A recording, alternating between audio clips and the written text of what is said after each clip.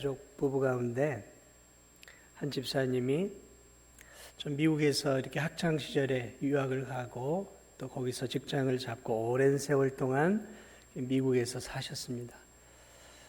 이제 그분을 신방하며 이제 이런저런 얘기를 나눈 가운데 그분이 하시는 말씀이 참 자기가 미국에 살면서 참 많은 인종차별을 당했다 그런 말씀을 하시더라고요. 그래서 물론 지금도 뭐 인종차별, 뭐 축구나 뭐 이런 데에서 봐서도 인종차별하는 것들을 볼 수 있지만 그렇게 젊은 날 가서 오랜 세월 좋은 직장에서 일을 하신 분의 고백을 들으면서 조금 충격을 받았어요. 야, 미국이 이렇게 인종차별이 심하구나 라는 사실들을 이렇게 느낄 수 있었습니다.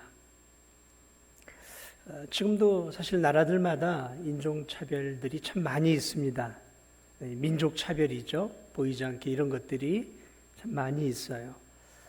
근데 뭐 우리나라도 마찬가지 아닙니까? 우리나라도 이렇게 일하러 온 외국인 근로자들이 많이 있잖아요. 불법 체류자도 많고 또 특히 우리나라에 오시는 외국인 근로자들은 대개 우리보다 한참 못 사는 나라들에서 온단 말이죠. 못 사는 그런 동남아 쪽이라든지 이런 데서 온단 말이죠. 그러다 보니까 이게 뭐 사업주들이나 이런 사람들이 지금은 조금 덜 하겠죠.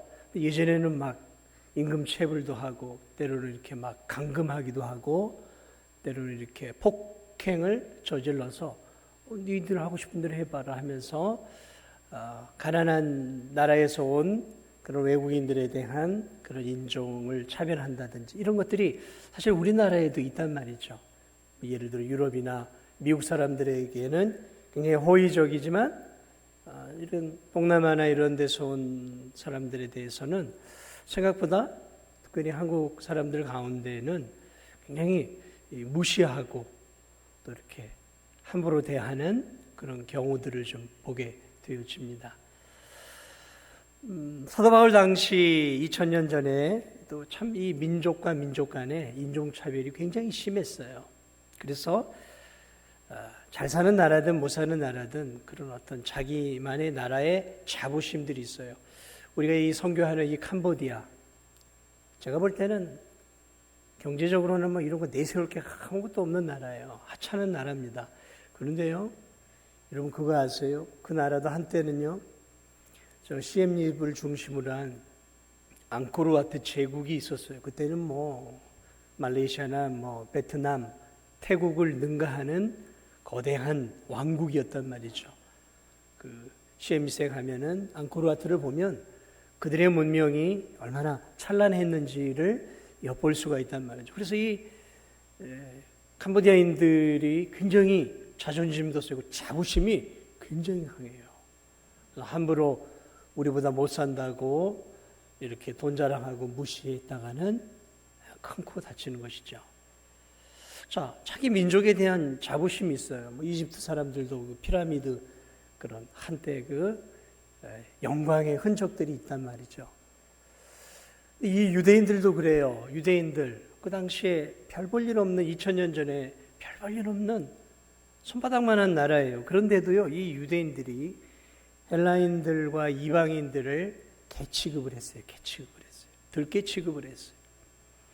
근데 헬라인들은 유대인들과 다른 민족들을 어떻게 취급을 했냐면 야만인 취급을 했어요. 지성이 없는 헬라 철학의 도시 아테네를 중에 철학이잖아요.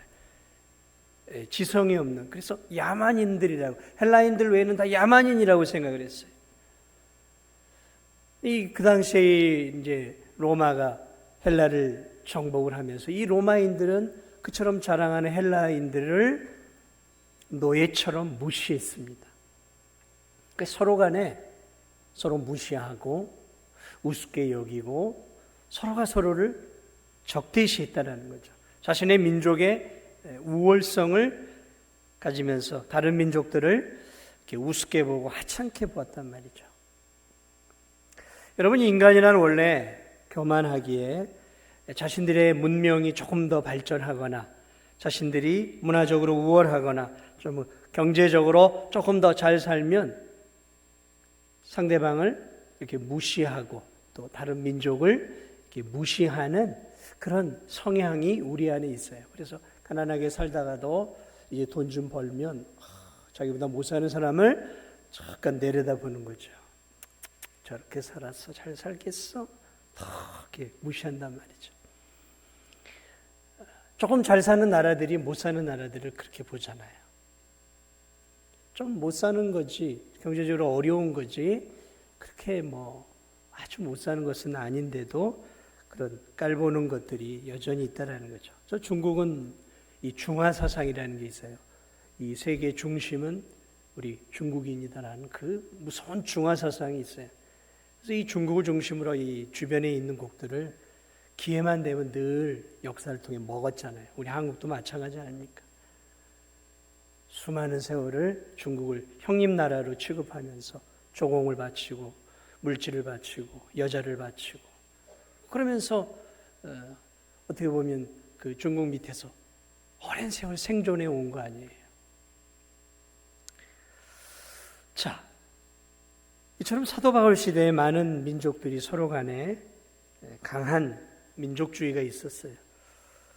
근데 이 사도 바울 시대의 유대인들은 또 무슨 사상이 있었냐면 선민 사상이 있었어요. 하나님이 우리를 선택했다라는 거죠. 그게 굉장히 강했어요. 세상 천지 하나님만이 우리 하나님이라는 거예요. 하나님은 우리 민족만을 사랑한다는 거예요. 우리 민족만을 사랑한다는 거예요. 그래서 우리 민족을 이집트에서 건져내시고 우리 민족에게 율법을 주시고 우리 민족에게 십계명을 주시고 우리 민족에게만 성막을 주시고 우리 민족에게만 예배 제사 제도를 줬다. 그럼 틀린 말은 아니에요. 그래가지고 이 유대인들의 마음 속에는 자신들만이 구원받은 자신들만이 천국 백성이고 나머지는 다 지옥에 떨어지를 지옥의 땔감들로만 본 거예요. 이게 유대인의 관점이에요. 유대인들은 그런 선민의식이 있단 말이죠. 자, 그래서 오늘 이 바울은 이 에베소서를 통해서 교회가 뭔지를 가르쳐 주면서 바울은 구원이라는 것이 영원한 하나님 나라의 백성이 되어지는 것이 유대인만의 전유물이 아니다라는 것을 가르쳐 주고 있어요. 특별히 오늘 이 본문에서 그 부분을 다시 한번 또 언급을 하고 있어요. 구원이라는 것, 복음이라는 것은 유대인의 전유물이 아니라는 거예요. 그것은 하나님이 유대인만을 구원한 것이 아니라 온 세상 이방인들 또한 하나님이 구원하셨다라는 그런 이방인의 구원에 대한 부분도 강조하고 있는 것이죠. 한번 그 내용이 1절부터 이제 쭉 진행이 되어지는데 1절 보니까 이렇게 되어 있어요. 그러므로 그리스도 예수의 일로 너희 이방인을 위하여 갇힌 자 된 나 바울이 말하거니와. 자, 여기서 이 그리스도 예수의 일과 이방인을 위하여 갇힌 자 된 나 사이는 동격이에요. 무슨 말이냐면 그리스도 예수께서 나에게 주신 일, 구주 예수님이 내게 주신 일이 있다. 그런데 그 일이 뭐냐?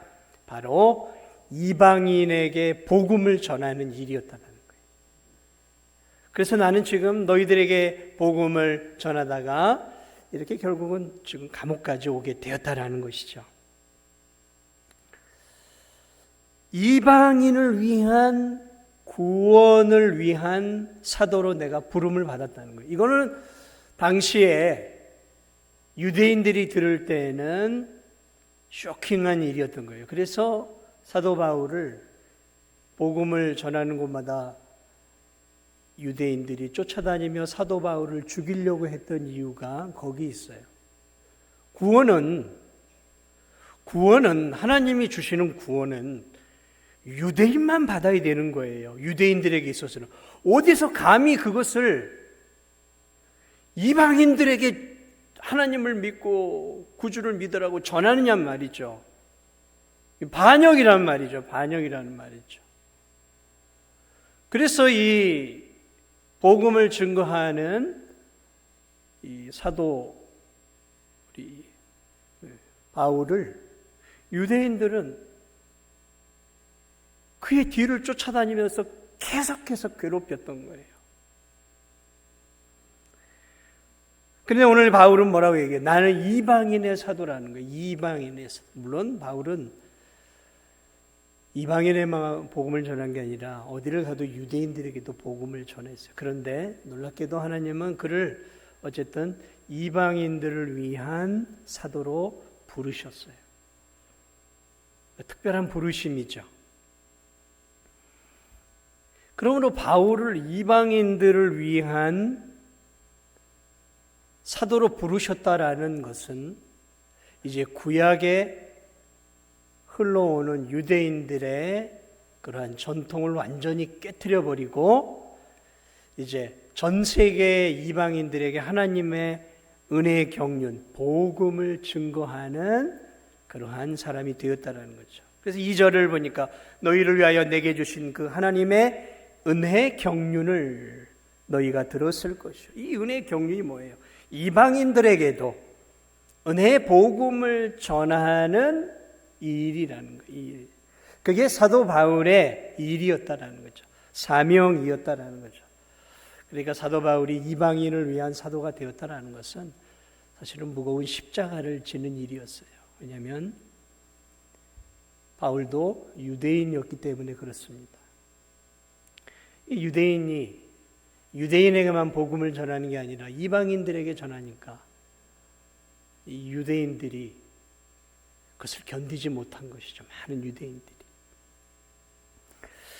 자, 복음이 이방인들, 우리도 이방인이잖아요. 이방인들에게. 지금 우리는 복음이 이방인에게 전해지고 우리에게 전해지는 것을 이상하게 여기지 않아요. 그러나 이게 예수님 당시 사도 바울의 시대로 가면 이것은 굉장히 어려운 일이었다라는 거예요. 선교? 아무나 하는 게 아니었어요. 사실은 사도 베드로도 선교를 잘하지 못했어요. 아주 소극적으로 했어요. 왜 소극적으로 했냐면 사도 베드로가 가서 복음을 잘못 증거했다간 허다한 믿는 유대인들이 베드로 사도요, 왜 당신은 이방인들에게 복음을 전합니까? 그건 아니지 않습니까? 라고 베드로에게 항의를 했단 말이에요. 베드로도 그래서 이방인들에게 복음 전하는 것들을 굉장히 주저하고 조심하고 할 수 있으면 유대인들 중심으로 해외에 가도 유대인들에게 복음을 전하는 일들을 했다라는 거죠. 그러니까 사도 바울은 참 외로운 싸움을 싸웠던 하나님의 사람이었다라는 거죠. 이 3절 4절의 이 말씀을 한번 잠깐 볼까요? 3절 4절 보니까 이런 말씀이 있어요. 곧 계시로 내게 비밀을 알게 하신 것은 내가 먼저 간단히 기록함과 같으니 그것을 읽으면 내가 그리스도의 비밀을 깨달은 것을 너희가 알 수 있으리라. 계시로 예수님이 계시를 통해 사도 바울에게 비밀을 알려주셨어요. 비밀을. 어떤 비밀을 예수님이, 부활하신 예수님이 바울에게 나타나서 어떤 비밀을 사도 바울에게 가르쳐 주었을까요? 그 비밀은 다른 것이 아니에요. 그 비밀은 하나님께서 유대인들만 구원하시는 것이 아니라 이방인들도 구원하신다는 사실이에요. 근데 여러분은 이게 뭔 비밀이야? 그렇게 말씀하실 수 있죠. 그러나 시간을 거슬러 올라가 예수님 당시, 바울 당시, 베드로 당시에는 구원은 이방인들의 전유물이었어요.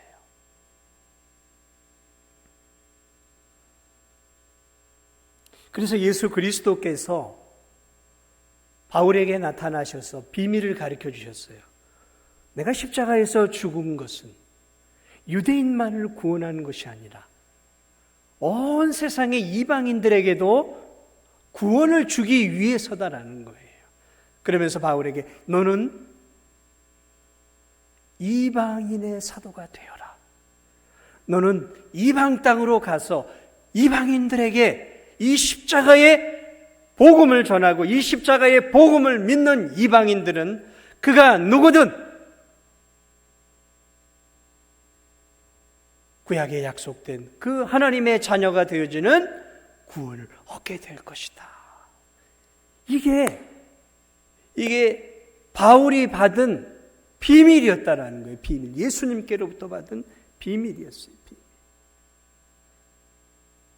5절에 보면 그 부분이 더 자세히 나와 있어요. 이제 그의 거룩한 사도들과 선지자들에게 성령으로 나타나신 것 같이 다른 세대에서는 사람의 아들들에게 알리지 아니하셨으니, 이 구원이 예수 그리스도를 통해 하나님의 자녀가 되어지고 죄 용서함을 받는 이 구원이 보편적으로 전해지기 시작한 때가 언제냐면 예수 그리스도의 십자가의 죽음 이후부터라는 거예요. 다시 말하면 예수 그리스도가 탄생하기 전에 이 구약의 오랜 세월 동안 구원은 유대인의 전유물이었고 하나님은 유대 하나님이었다라는 거죠. 거룩한 사도들이, 선지자들이 예수님을 통해서 복음을 증거하기 전까지 구약의 긴 세월 동안, 구약의 커튼이 문을 닫기 전까지는 구원은 유대인의 것이고 하나님은 유대인의 하나님이었다라는 거예요. 물론 성경을 보면, 구약 성경을 보면 하나님이 저 유대인들만이 아니라 이방인들에게도 구원을 주신다는 것들이, 성경 구절들이 간혹 나와요. 안 나오는 게 아니에요. 예를 들면 믿음의 조상 아브라함에게 그를 부르실 때 하나님이 아브라함에게 창세기 12장 2절 3절에 이렇게 약속했어요. 내가 너로 큰 민족을 이루고 내게 복을 주어 내 이름을 창대하게 하리니 너는 복이 될지라. 너를 축복하는 자에게 내가 복을 내리고 너를 저주하는 자에게 내가 저주하리니 땅의 모든 족속이 너로 말미암아 복을 받을 것이니라. 이 안에 온 세상이 믿음으로 말미암아 구원을 받는다는 것들이 담겨 있어요. 그런데 이 구절 가지고는 너무 선명하지가 않은 거죠. 그러나 분명하죠. 땅의 모든 족속은 유대인들만이 아니에요. 한국인들, 일본인들, 중국인들, 러시아인들, 중앙아시아 사람들, 캄보디아 사람들, 몽골 사람들 다 포함돼요. 모든 민족이 너로 말미암아 구원의 복을 얻게 될 거다. 아브라함에게 그를 부르실 때 약속을 주셨단 말이죠. 약속을 주셨어요. 자, 그런데 문제는 이방인들이 구원이 어떤 식으로 구체적으로 되어질 것에 대해서 성경은 전혀 기록해 놓고 있지 않아요. 자세하게 기록해 놓은 게 아무것도 없어요. 그러니까 이방인들의 구원이 성경 안에서 희미하게 약속이 되어 있지만 어떤 식으로, 어떻게, 어떤 나라를, 어떤 민족을 하나님이 언제 어떻게 구원하시겠다는 내용은 성경에 기록이 되어 있지 않아요. 그러니까 이런 성경 구절들이 유대인들에게는 그냥 묻혀 지나가 버린 거예요. 별로 중요하게 여기지 않은 거예요. 그래서 예수님이 오시기 전까지 이방인들이 구원을 얻을 수 있는 유일한 방법은 개종이었어요. 그러니까 이방인으로 바로 구원을 받는 경우가 거의 없었다라는 거죠. 대략 어떻게 되냐면 개종이에요. 개종. 그래서 이방인들이 유대인이 되겠습니다 하고 개종을 하고 할례를 받고 율법을 지키겠다고 서약을 해야 비로소 하나님의 백성의 일원으로 들어올 수 있었어요. 그 대표적인 게 우리가 알고 있는 저 여리고성에 있었던 라합 같은 여인이었죠. 라합 같은 여인. 이방 여인이었잖아요. 그런데 개종을 한 거고 유대인으로 편입이 되어지면서 예수 그리스도의 그런 조상의 어머니가 되어지죠. 그리고 저 모압 여인 룻도 마찬가지죠. 모압 여인이었죠. 그런데 시어머니 나오미를 따라 개종을 한 거예요. 개종을 하고 민족을 이스라엘 안으로 편입이 되어지면서 보아스를 만나게 되어지고 그러면서 이 여인을 통해서 이제 다윗의 고조몬가에 이렇게 되어지잖아요. 그러니까 이방인들이 구원을 받을 수 있는 그 당시에 허락되는 범위는 구약 안에서는 개종이에요. 개종. 그렇지 않고 이방인으로 떳떳하게 그냥 살다가 이게 구원을 받는 경우는 없어요. 거의 없어요. 자, 그러므로 오랜 세월 이 구약을 보면 유대인들에게 있어서 구원은 자기들의 것이었어요. 자기들의 것이었단 말이죠. 하나님은 유대인의 하나님이고 구원은 우리 이스라엘 유대 민족의 것이었어요. 그래서 그들에게는 뿌듯한 자부심이 있었고 그 자부심으로 말미암아 다른 모든 민족을 수용하고 전도하고 포용하는 게 아니라 개 취급을 한 거예요. 개 취급을 한 거예요. 그것도 일반 개가 아니라 들개, 주인 없이 떠돌아다니는 들이나 산에 배회하는 그런 야생성을 갖고 있는 들개. 그렇게 들개 취급을 했단 말이죠. 자, 그렇게 예수님 시대까지 온 거예요. 이 유대인들에게. 그래서 이 유대인들에게 있어서 성전도 아무나 들어갈 수 없어요. 함부로 이방인들이 성전에 들어가면 당시에 이 사형을 당했습니다. 사형을 당했어요.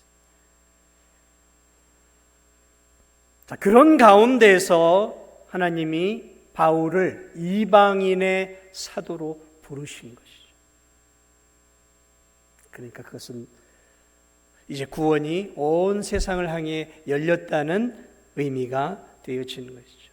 그래서 이 바울이 6절에 이렇게 얘기합니다. 이는 이방인들이 복음으로 말미암아 그리스도 예수 안에서 함께 상속자가 되고 함께 지체가 되고 함께 약속에 참여하는 자가 됩니다.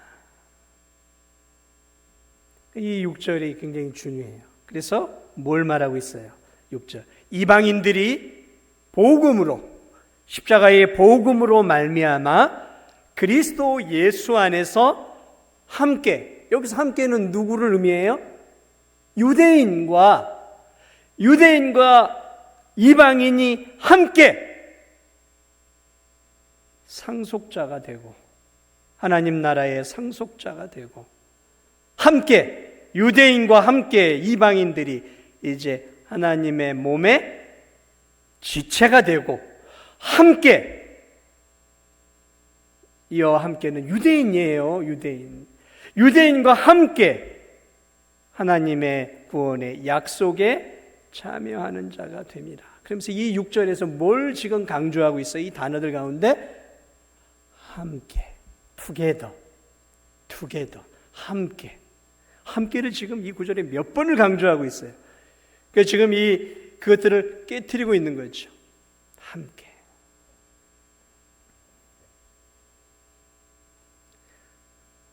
복음을 통해서 이제 이 이방인들도 우리 한국 사람들도 복음을 통해 십자가의 복음을 통해 그리스도 예수 안에서 이제 하나님 나라에 들어가서 천국을 상속받는 상속자가 되었다라는 사실이에요.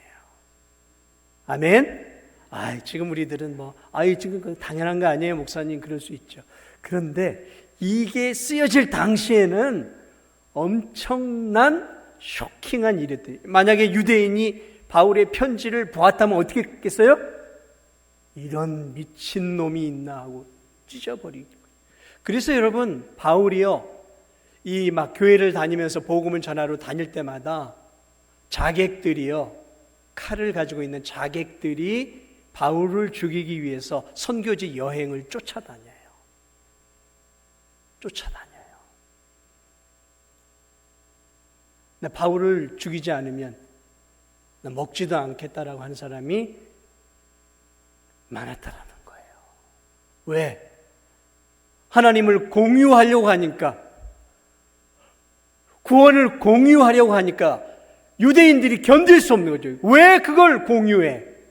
우리의 하나님인데, 나의 하나님인데.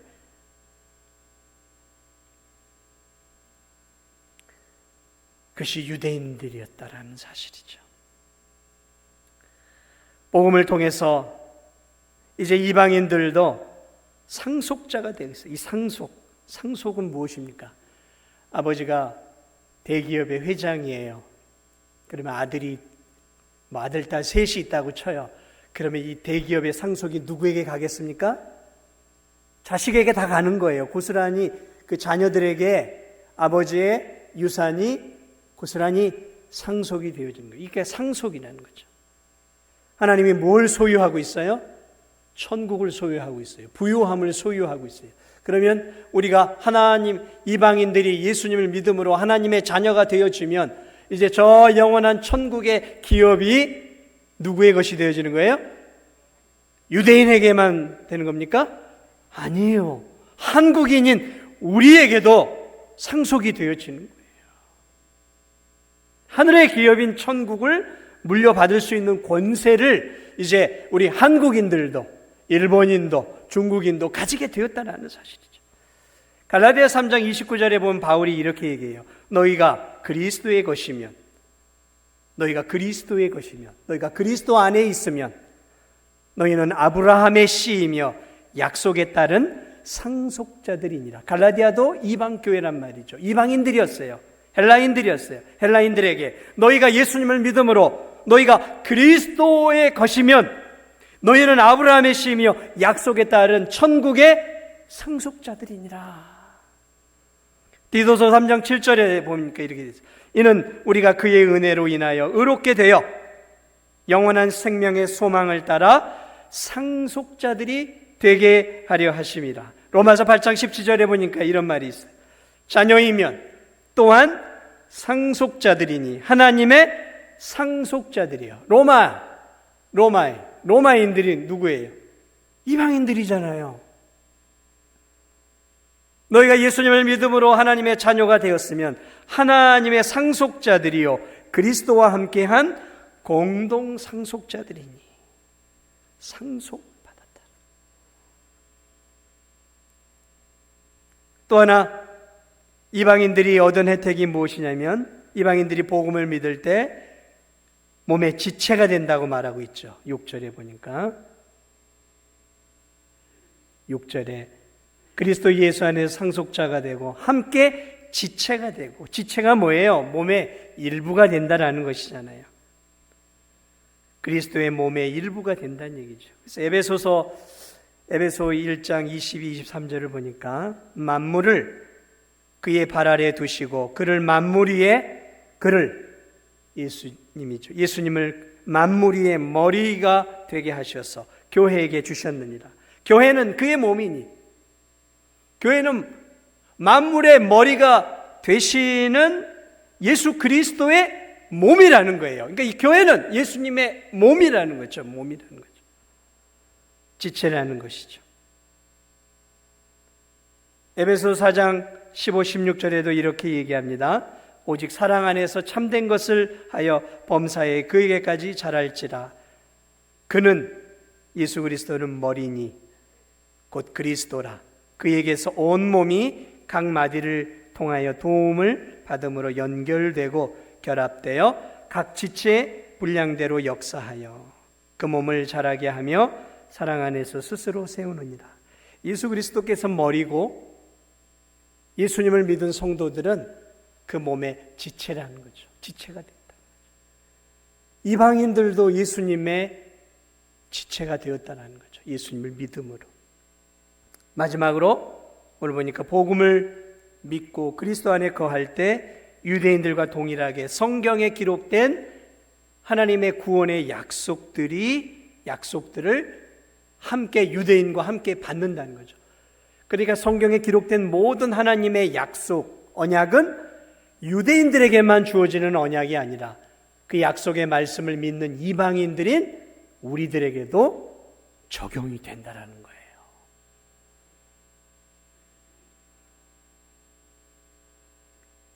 갈라디아서 3장 14절에 이렇게 말씀하고 있어요. 이는 그리스도 예수 안에서 아브라함의 복이, 잘 들어보십시오. 그리스도 예수 안에서 아브라함의 복, 유대인의 조상이다. 아브라함의 복이 이방인에게 미치게 하고 또 우리로 하여금 믿음으로 말미암아 성령의 약속을 받게 하려 함이라. 신약으로 넘어오면 이제 희미했던 이방인의 구원이 사도들과 선지자들 또 바울과 같은 하나님의 사람들을 통해서 복음이 단순히 유대인만의 복음이 아니라 온 세상을 위한, 온 열방과 민족을 위한 복음이라는 것을 분명하게 드러내주고 있어요. 그리고 사실은 예수 그리스도께서 죽으시면서 제자들에게 하셨던 유언과 같은 말씀이 있죠. 어떤 말씀이에요? 마태복음 28장. 무슨 말씀이 있어요? 너희는 가서 예루살렘과 온 유대에게만 복음을 증거해라. 다른 데는 가지 말아라. 이방인에겐 가지 마라.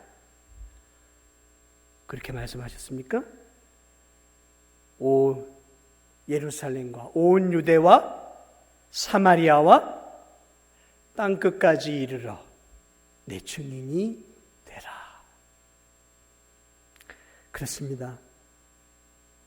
오늘 구약에서는 여전히 비밀과 같았던, 구약에서는 비밀과 같았던 이방인들의 구원이 이제는 신약으로 넘어오면서 비밀이 아니라 온 세상에 온전하게 선포되어졌다라는 것이죠. 유대인만의 하나님이 아니라는 거죠. 유대인만의 성전이 아니라는 것이죠. 유대인에게만 주어진 성경이 아니라는 것이죠. 이 성경은 유대인에게만 주어진 것이 아니라 오늘 살고 있는 저와 여러분에게 주신 말씀이에요. 이 교회, 유대인들에게만 주신 거 아니에요. 온 세상에 그리스도를 믿는 하나님의 자녀들에게 주신 것이라는 것이죠. 말씀을 마무리합니다. 오늘 이 본문 말씀을 통해 다시 한번 교회가 무엇인가? 교회는 구약의 성도들에게 있어서 교회는 단순하게 유대 민족으로만 형성된 교회였어요. 유대 민족으로만 형성된 성전이었어요. 성전. 유대인들만 예배를 드렸단 말이죠. 그 안에서. 그런데 하나님이 그 성전을 만드셨던 것은 유대인들만의 하나님이 되시려고 했던 것이 아니었어요. 그래서 예수 그리스도가 오셔서 십자가의 죽으심으로 성전의 휘장을 깨뜨리면서 더 이상 성전의 제사를 완전히 없애버리신 거예요. 이제 유대인만의 하나님이 아니라 온 세상 사람들이 예배를 드리는 이제 성전을 넘어서는 교회의 시대가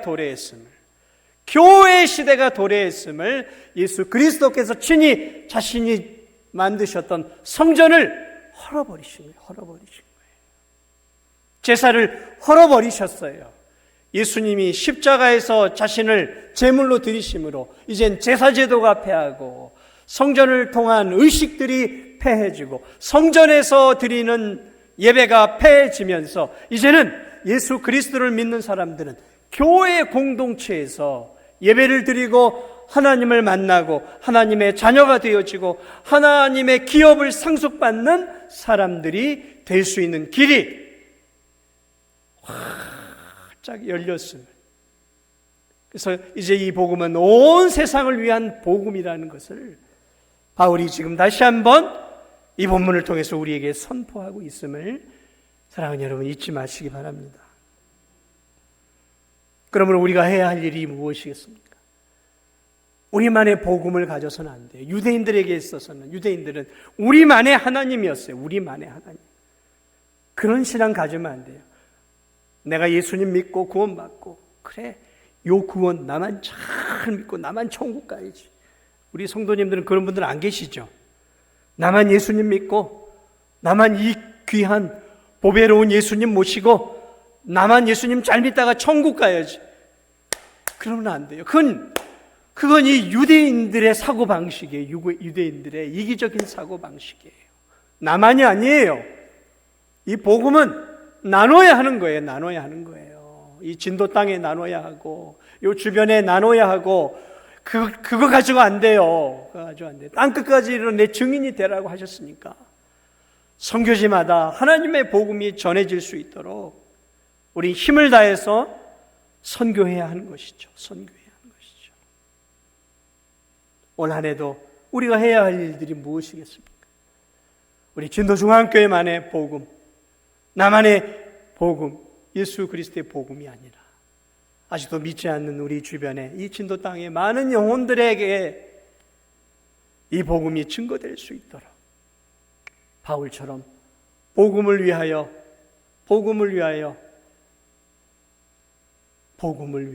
애쓰고 수고하는, 그래서 복음 때문에 감옥에 갇혀 지금 이 에베소 성도들에게 하나님의 이 복음의 깊은 진리를 가르치고 있는 이 귀한 바울처럼 우리가 이 복음을 아무쪼록 많은 사람들과 공유하고 이 복음을 나누고 이 복음을 전하면서 하나님의 복음이 이 진도 땅 안에 편만해지고 우리가 전하는 선교지의 이 복음의 역사가 편만해질 수 있도록 우리 자신을 사도 바울처럼 하나님 앞에 복음의 비밀을 맡은 자로서 이 복음을 힘있게 증거하고 많은 영혼을 주께로 인도하는 저와 우리 성도들이 되시기를 주님의 이름으로 축복을 드립니다.